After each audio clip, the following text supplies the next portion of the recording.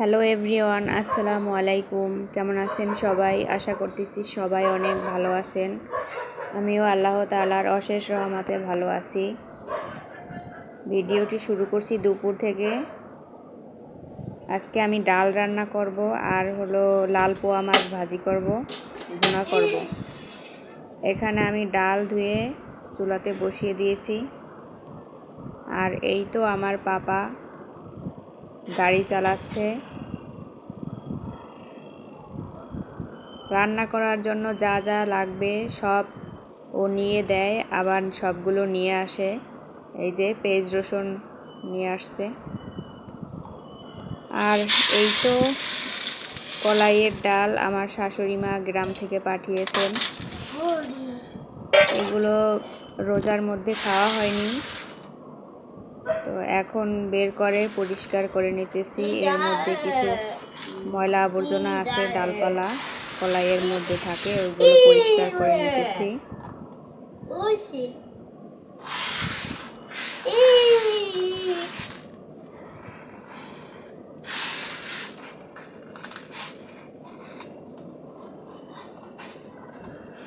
আর এই তো আব্দুল্লাহ আমাকে ডিস্টার্ব করতেছে পাশে বসে, একদমই পরিষ্কার করতে দিচ্ছিল না। এটা ওটা ধরে টান দেয়, দৌড় দেয়, এরকম করতেছিল। মুখ ভরে ভরে নিয়ে যায়।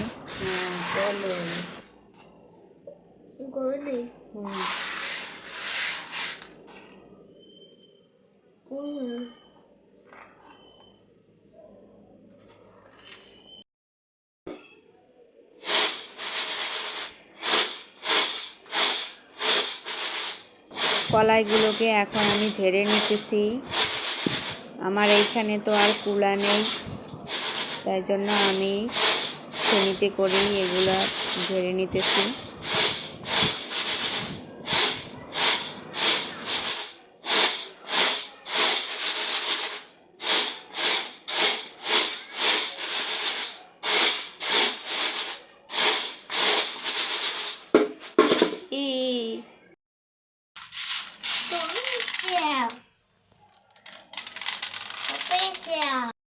এইদিকে চুলায় বসানো ডালগুলো সেদ্ধ হয়ে গেছে। আর এখানে আমি নিয়েছি লাল পোয়া মাছ, কিছুক্ষণ আগে ভিজিয়ে রেখেছিলাম। এখন কুটে ধুয়ে পরিষ্কার করে নিয়েছি বরফ ছাড়ার পরে। এখন আমি এগুলোকে হলুদ লবণ মাখিয়ে নেব। 1 চা চামচ হলুদ দিয়ে দিলাম, 1 চা চামচ লবণ দিয়ে দিলাম। মাছগুলোকে আমি হলুদ লবণ মাখায় নিয়েছি। এখন আমি এগুলোকে তেলের উপরে ভাজি করব। এই তো কড়াইয়ে তেল দিয়ে একটা একটা মাছ দিয়ে দিতেছি আমি।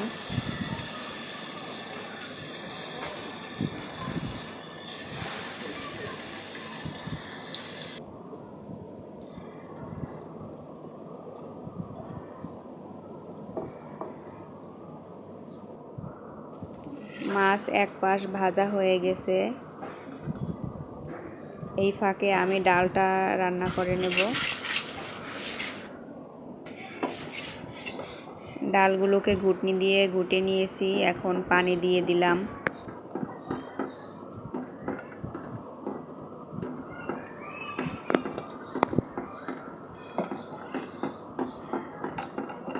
আর ডালের মধ্যে টমেটো দেব, সেই জন্য আমি এখানে 4 ফালি টমেটো এবং 5টা কাঁচামরিচ নিয়েছি। এগুলো একসঙ্গে ডালের মধ্যে দিয়ে দেব।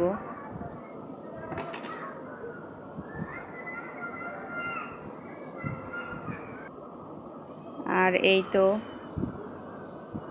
ডাল রান্না হয়ে গেছে। এখন ডালটাকে আমি একটু বাগার দিয়ে দেব তেল দিয়ে।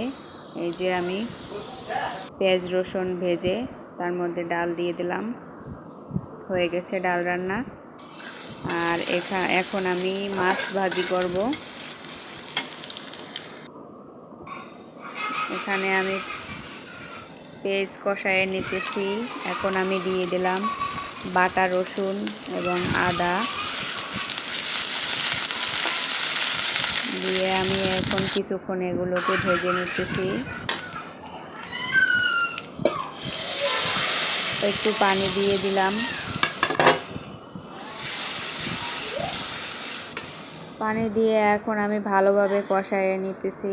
আর এখানে কিছু গুঁড়া মশলা অ্যাড করছি। এখানে হলুদের গুঁড়া, মরিচের গুঁড়া, তারপরে ধনিয়ার গুঁড়া, জিরে গুঁড়ো, এগুলো দিয়ে আমি সুন্দরভাবে কষায় নিয়েছি। এখন একটু পানি দিয়ে দেব, রান্নার পানি।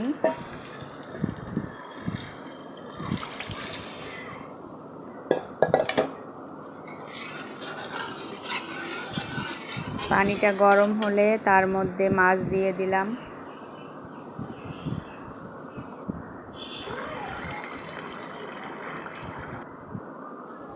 আমার মাছ রান্না হয়ে গেছে।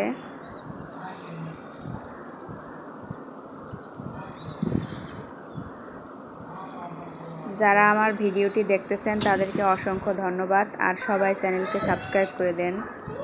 এখন হলো বিকালবেলা, আমি নুডলস রান্না করব, ম্যাকারনি নুডলস।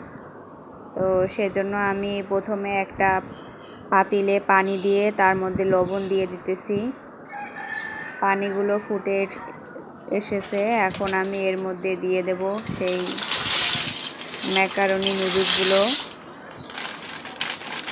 এগুলো সিদ্ধ করার জন্য দিয়ে দিতেছি। এখন বিকাল টাইম, তো বিকালের নাস্তা হিসাবে খাওয়ার জন্য আমি নুডলসগুলোকে রান্না করতেছি। এই যে ফুটে উঠেছে। আর এই ফাঁকে আমি পেঁয়াজ কুচি করে নিলাম। আর এখানে মশলা দুটো কেটে নেব। আর এখানে একটা ডিম নিয়েছি। আর এই যে এখানে নুডলসগুলো আমার ভালোভাবে সেদ্ধ হয়ে গেছে। এখন আমি এগুলোকে চুলা থেকে নামাইয়ে নিলাম। নিয়ে আমি একটা ঝাঁপিতে এগুলোকে ঢালবো।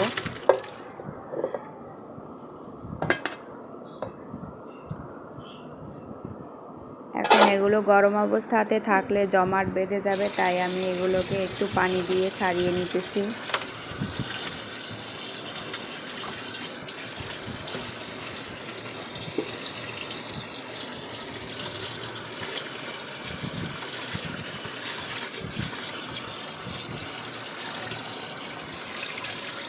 পানি দিয়ে ঠান্ডা করে নেওয়ার পরে এগুলোকে আমি কিছু সময় রেখে দেব পানি ঝরার জন্য।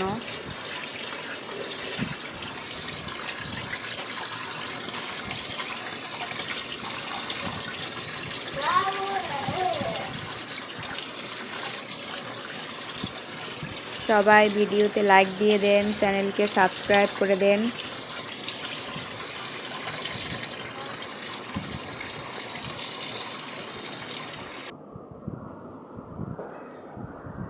এখন আমি নুডলসগুলোকে রান্না করার জন্য এখানে তেলের মধ্যে পেঁয়াজ, কাঁচামরিচ কুচি একটু ভেজে তার মধ্যে একটা ডিম দিয়ে দিলাম।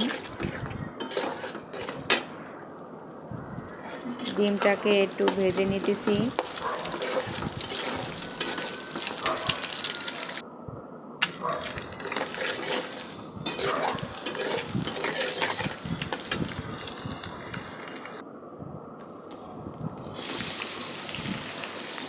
এখন আমি নুডলসগুলো দিয়ে দিলাম।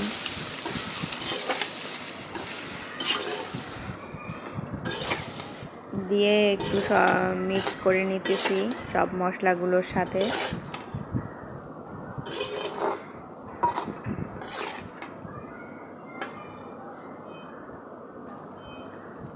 আর এই তো এখানে নুডলসের মধ্যে থাকা কিছু গুঁড়া মশলা, টেস্ট মেকার, এগুলো আমি দিয়ে দিলাম। আর অল্প একটু লবণ দিয়ে দিলাম। দিয়ে আমি এখন এগুলোকে নেড়ে চেড়ে মিশিয়ে নিতেছি।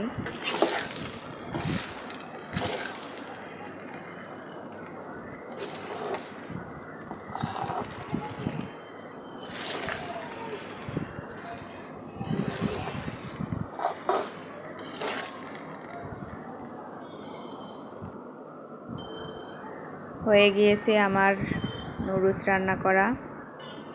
এখন আমি এগুলোকে প্লেটে বেড়ে নিতেছি। আমরা 3 জনে খাবো, সেজন্য আমি এখানে 3টে প্লেটে আর নিয়েছি। আর এখানে হলো টমেটো সস,